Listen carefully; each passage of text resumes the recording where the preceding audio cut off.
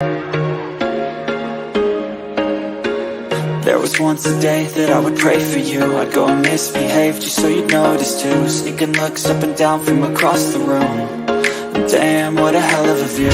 I feel good, you look great, I like you, I can't wait. A first time, a first date, you're so fine, I'm so late. You sip wine, I drink straight, don't waste time to my place. I feel my heart erase, so catch me if I fall.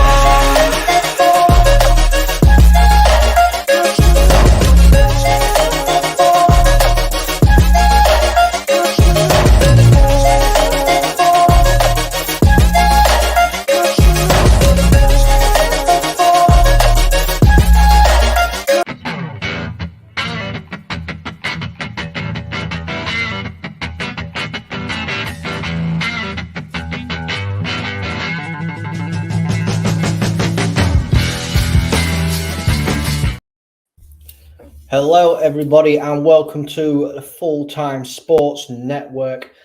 I have been taken over today. I am joined by two Tottenham fans. Mia is here with me from Spurs Between the Lines and Dermot from THFC Till I Die. How are you both today? Yeah, I'm good, thank you. Good.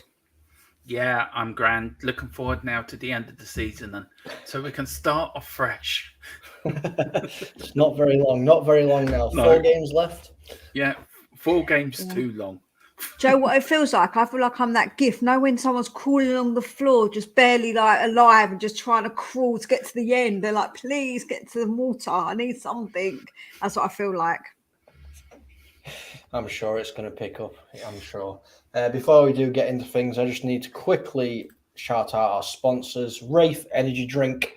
They have offered us a 10% discount for everybody to use. You can use FTSN22 to receive that or scan that QR code. It'll add it straight to your purchase. I'm not going to go through the spiel. You know what Wraith is now. We've been plugging it for quite a while, so thank you to them. So now that I've got a little bit of housekeeping out of the way, let's get into things, shall we? And we're going to start off first with Spurs' recent form. Now, I know this is going to be painful, but please bear with me. So I've got here the last couple of games and the league table. Something I've noticed, I'll come to you first, Mia. You have some sort of a comeback and then just let it slip at the last moments of the games. Is that a mentality issue, or is it the fact, you don't have a manager in at the moment? I think it is a mentality issue. I think that some of our players as well just aren't good enough, especially in defence. But I do think it is a mentality issue. But also the fact that we haven't got a proper manager at the moment isn't probably helping the situation. I think it's like an accumulation of things that are going wrong at Spurs at the moment, But I think that, I think it's a bit of mostly mentality, but it's definitely a bit of both. Yeah. I mean, take that Newcastle one away. That was a very bad result. The Spurs didn't turn up. Looking at all the other games, you wouldn't think that Spurs were really struggling. You've won 2-1 against Brighton, a very close game against Bournemouth, drew 2-2 with Manchester United, another very close game against Liverpool. What is it? You came back. Obviously, I did the watch along with you on your channel for the United game, and you looked so impressive in the second half. It looked like a different team. What seems to be the issue where they just can't hold on? I think it's a mentality. I think it's the players have a mentality of switching off. There isn't that. I said it on another stream that they haven't got that manager on the touchline that they're scared to death of if they make a mistake. And I think they've got Ryan Mason on there who's their mate. And I think the players can switch off and just do what they want when they want. There isn't that manager on there that have to stay on their toes all the time. You are right. You look at the results, and somebody looking from the outside in think, well, Spurs have been quite unlucky. But that game against Bournemouth, we switched off at the end. We conceded a late winner. The United game, United let us back into that game, to be fair. I think United in the second half really just tapered off. And then the Liverpool game on Sunday, we done brilliantly to get back.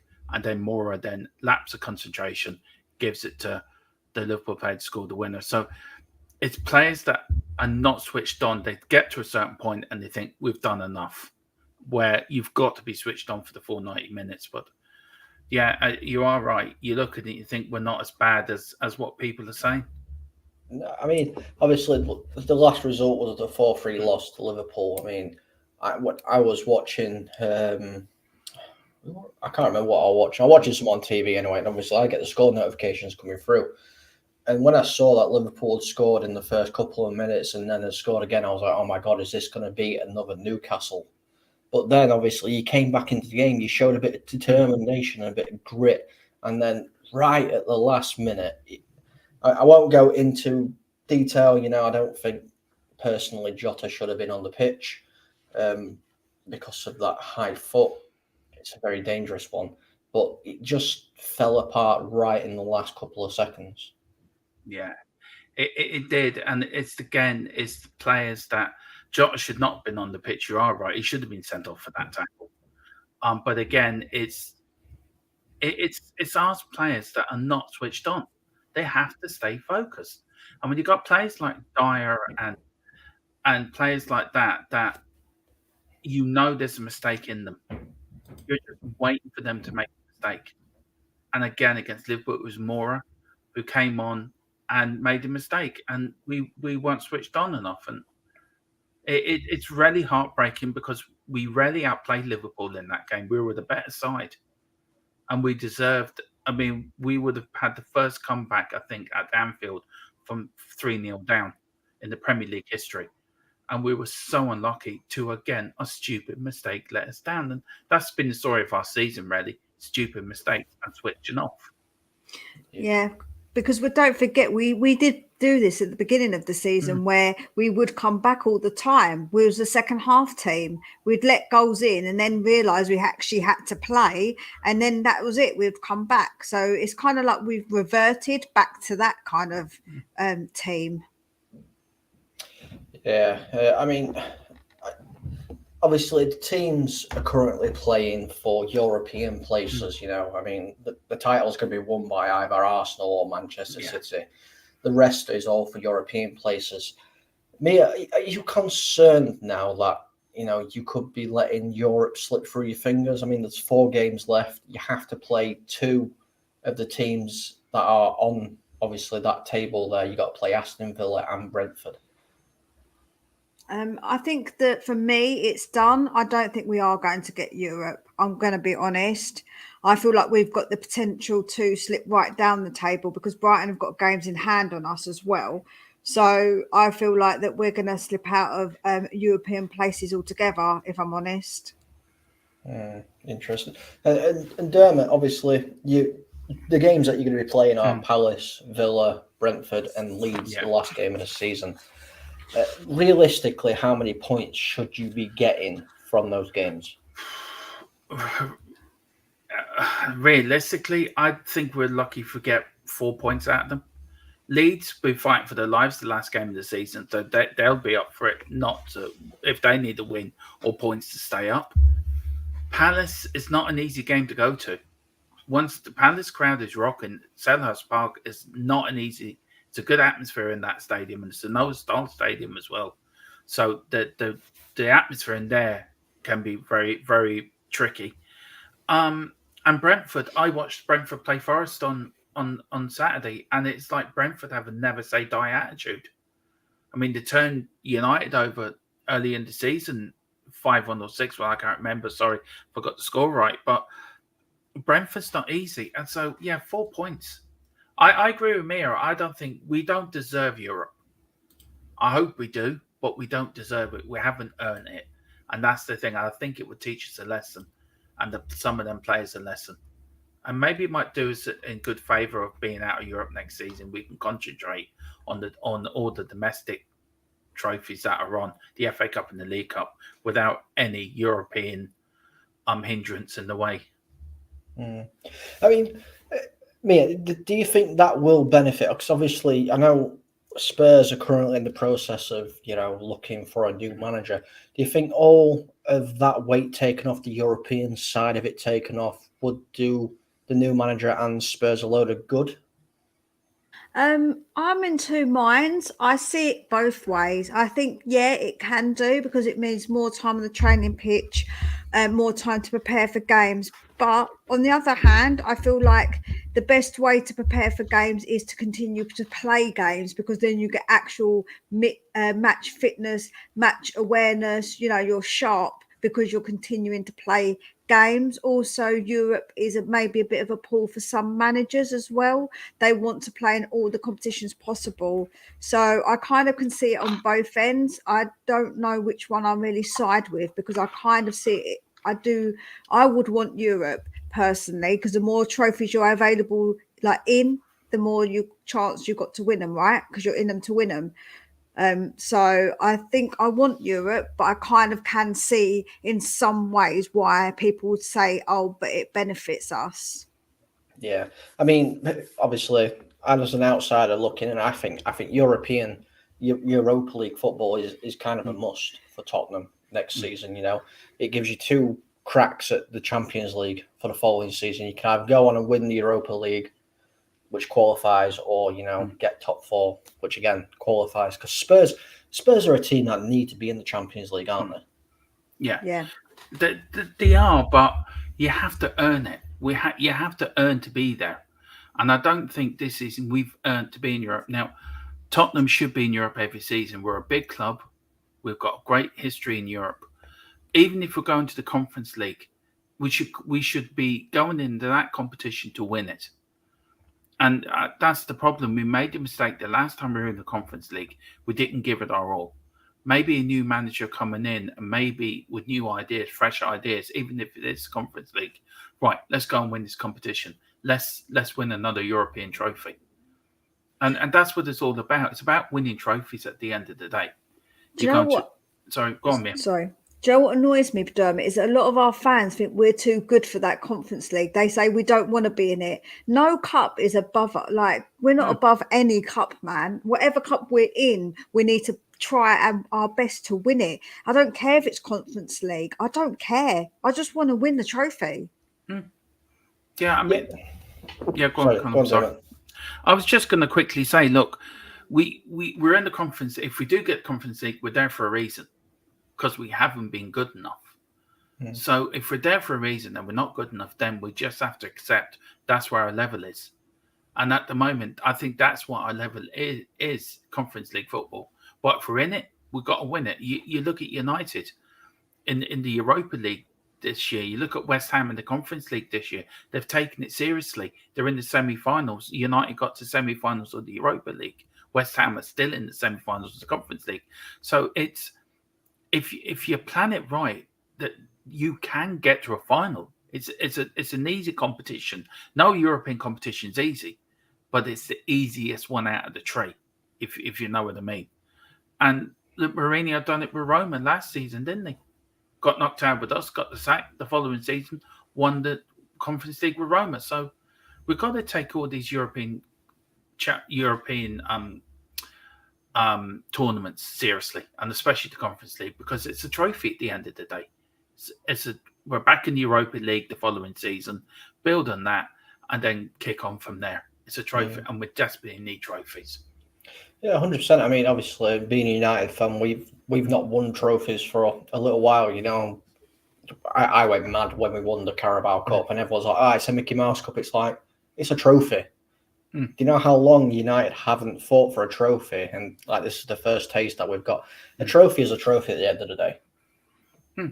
And you've got an FA Cup final to look forward to as well. Do you know what, Colin? It's crazy because I speak to another Man United fan and they were being a bit dismissive. And I ranted on the phone to them on a voice note saying that I feel like that is the worst kind of attitude, the most entitled attitude to have about a cup. I said, I would give anything to have that cup, that Carabao Cup. I would be happy with that.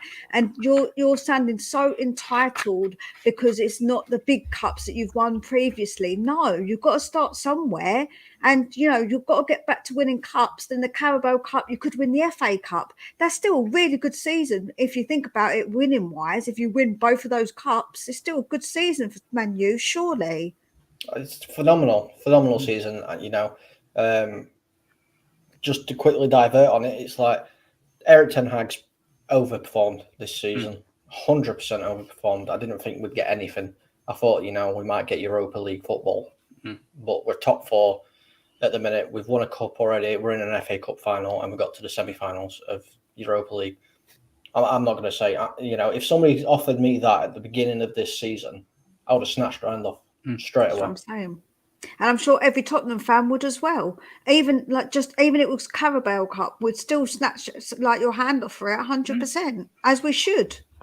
Yep, 100%. I'm going to bring up this.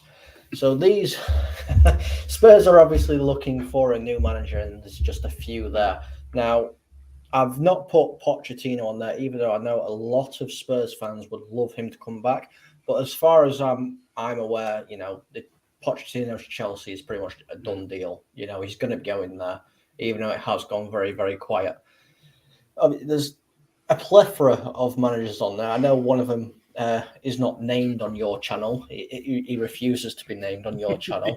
I wonder who that would be. I don't know. I mean, when you look at that, you know, you've got different ages, different levels of ability, knowledge, time as a manager. If they were your choices, would you be happy? Yeah, apart from the one who should not be named, Mr. Brendan Rodgers. Look, I was a bit surprised by the Alonso news today or yesterday when I heard it, to be fair. But the Celtic manager, I've loved watching Celtic this season. I thought they've been playing a really good attacking, free-flowing football. And I know a lot of people saying there's only 2 teams up in the Scottish League, but you still got to beat the rest of them to win the league up there. And you still got to beat Rangers 4 times a year. So, do you know what I mean? I think I wouldn't be against the Celtic manager coming. Company, he's done great with Burnley. Are we too early for him? We might be. But he has been schooled under the Pep, sort of the Pep school at Man City. He's done brilliant at Burnley. So I wouldn't be against him either. And Alonso, I'd be a little bit worried, but his track record as a player, as a winner, should roll off in the players. And maybe it's good to get somebody in there has no connections with Tottenham whatsoever. The other 2, Brendan Rodgers, no. Boring football, absolutely no way. And I think the other one is that Slot, the other manager behind Brendan Rodgers. Nagelsmann, that. Oh, is that Nagelsmann? Yeah, then Nagelsmann. Yeah, I'd love him in too. But if I could pick one out of the lot of them, I would have to go for probably Nagelsmann. Mia? Yeah, I'm pretty much the same. Nagelsmann, I've gone back and forth on because he did want Chelsea, and I did get a bit bitter about it. I'm not going to lie. But he obviously, those talks went amiss. So yeah, I think he's got the good ability. I think that he plays different systems. I think that he's young, up and coming. With Company, what I would say is that when you look at them, look down the road, Arteta only had experience as a number 2. And look what he's gone on to do under Pep, because he was under Pep. Company has got experience now in a tough league. It's tough. It is tough. And look what he did with Burnley. So I would definitely say that he's my second choice, I would say. Postecoglou, I get it, but I do think that the experience in the Scottish League is very different to any of the leagues here. I think it is different. And I think that it would be interesting, but I still don't know fully about him. And I know Australian Paul isn't going to be happy with that comment. But yeah, I think for me, Nagelsmann would be number 1 and Company would be my number 2. Yeah, Alonso's come out of nowhere, hasn't it, really? But he's a good-looking guy, I'm not going to lie. I wouldn't mind him just to look at the touchline, just to be... he's nice. The point I make on the Scottish link is you've looked at Ferguson, came down from Aberdeen to Man United, was successful. You look at Kenny Dalglish, came down from Celtic, grandeur as a player to Liverpool, but was successful as a manager here in the English league as well. But then there's ones that haven't succeeded. There's as many as haven't succeeded that have. So I don't think that's a really. But the point I was trying to make is that if a manager comes into the club with good structure and a good foundations to work on, you look at Fergie. Fergie, it took how long? 5 years before he got his first trophy, or 5 years before he got his first trophy. And I wouldn't be against the Celtic manager coming down, because our new director, or is not director of football, but a new man in charge of the football inside, is Australian and has worked with him before. So, maybe there's a link there. But yeah, if anyone, Nagelsmann and his skinny jeans would be quite nice seeing on the touchline of White Hart Lane. Well, I mean, obviously going off just what you said there before I bring up the last little graphic. Obviously, you say there about Ferguson, but Ferguson was given the time. Daniel Levy doesn't seem to want to give managers that time. No. Would that be an issue? Yeah, it would. It would. Daniel Levy wants success and he wants it now. But I think Daniel Levy's looking at it from a business point of view instead of a football point of view. He's very easily led by some of the members of the board. It's like with the Poch deal, some of the members didn't want Poch back. Now, I know me and Mia have sort of different opinions on this. Look, very different. You don't go back to your ex-wife. You don't go back to your ex-girlfriend. You don't bring back an ex-manager. But saying that with Poch, I feel it's unfinished business with Poch. I felt though Mia says he was a loser, and I understand where Mia's coming from, but Poch with Tottenham, he done more with us as a manager since Keith Birkinshaw's and David Pleat's time. When Keith Birkinshaw's got us to winning finals, and David Pleat had that one season in '87. Do you know where we were competing in all front? I think that's very disrespectful. What I'm going to say is that's really disrespectful to Harry Redknapp. Harry Redknapp was the first person who got us into the Champions League. Yeah, can I just finish my point, Mia, please, and then I'll let you in. I don't mean to, I just wanted to get very quickly. So yeah, you're right about Harry Redknapp, but Poch was the first one to get us to these finals, and I felt if Levy had backed him with the right players, I think he would have been more of a success than he was. But you are right, Levy does not give anyone any time. Sorry, Mia, I didn't mean to. I just wanted to finish my point. He gave Poch time, so I think that he has to maybe realistically look at it as another Poch era, as in we have to give somebody time like he did with Poch, because he did give Poch time. And on your point about Poch, he got to those finals and lost them. He got to those semi-finals and lost them. And that was nothing to do with what Levy did or didn't give him. At the time, it's the players and the way that the manager approaches a game. So I think that he has to take some of that blame for them situations that he didn't get us over those lines.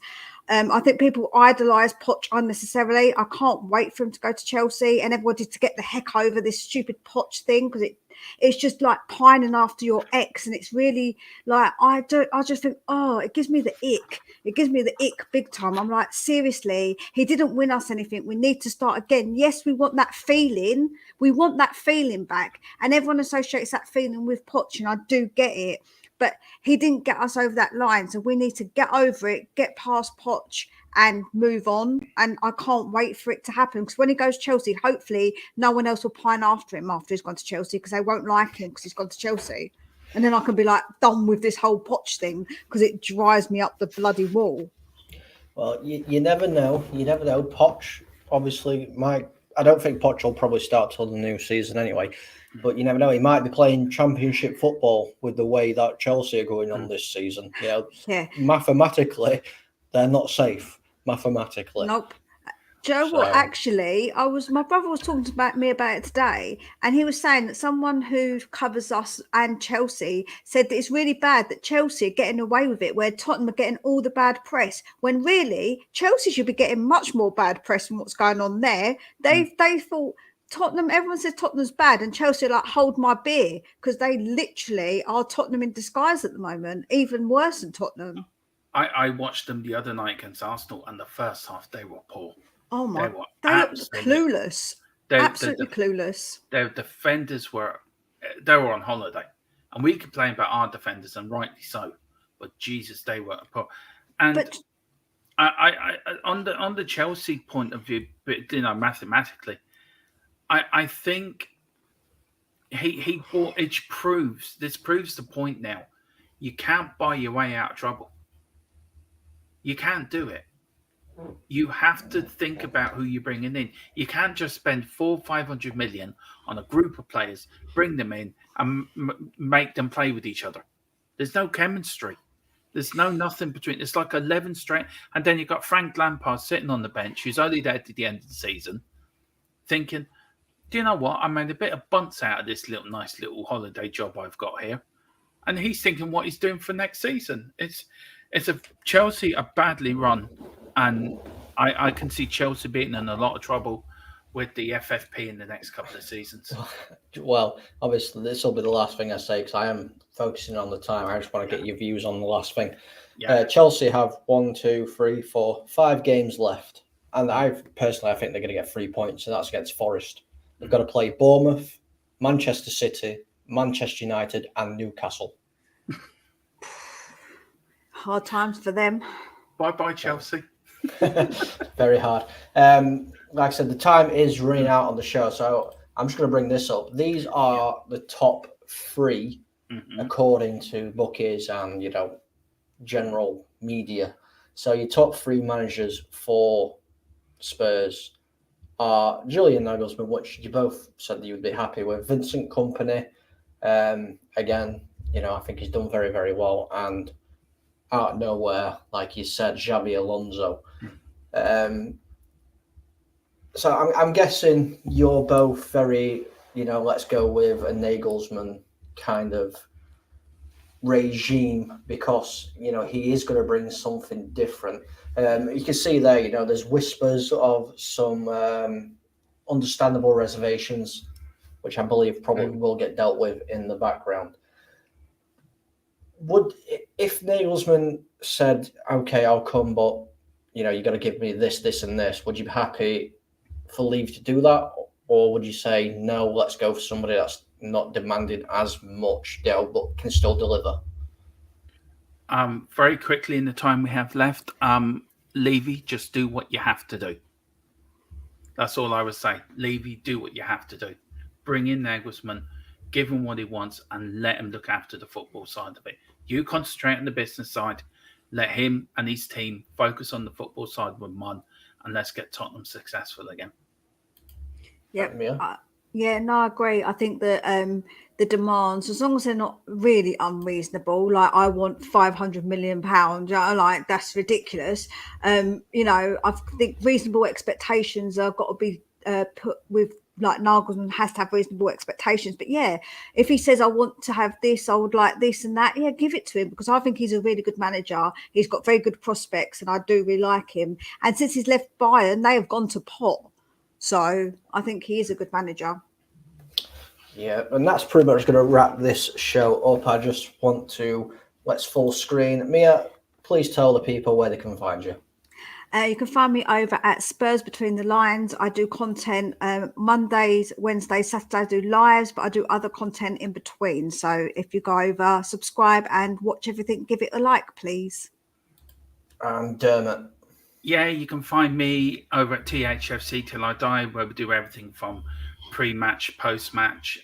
We do Newsbeat every day at 1 and a fan show. So if you like what I've had to say, please find us over there and hit a like and the subscription. Yeah, make sure you go over there and give them some support. You know where I am.